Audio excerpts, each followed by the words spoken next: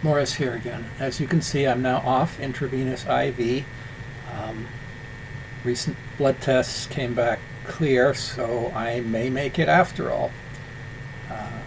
I've realized from talking to doctors, and please do talk to your doctors. They're human beings, and although they're busy, they will take the time to straighten out any misconceptions that you have. The doctors, and only doctors, still control medication and actual treatment in this province. Even if you're in home care, they set how many days of medication you get. And that's a good thing, because I much trust our medical profession over others.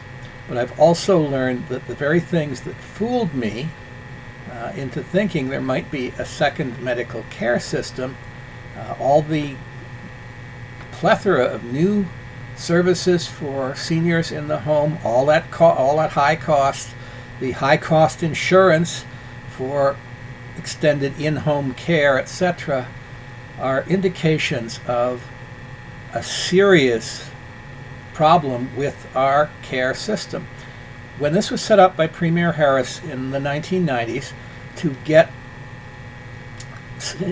people out of costly hospital beds who could be cared for at home, he had two hopes. First of all, he hoped that those who had family and friends, perhaps even lived with family, the family and friends would pitch in and help out with a lot of the care other than medication, etc., that was needed. Anything a nurse or doctor didn't need to do.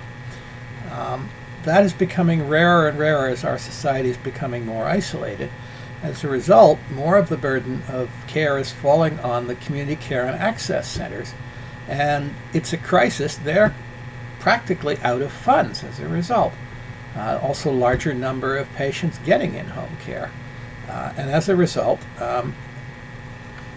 if you don't have enough wealth to pay for all these private services, for attendant care to help you in and out of bed and dressing, for someone to buy your groceries and come in and prepare your meals, and so on, you could be getting the medication and still die.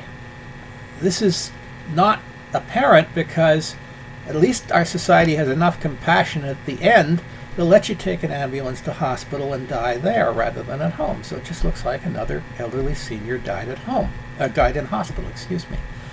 Oh, by the way, they'll send a bill for the ambulance ride to your next of kin afterwards.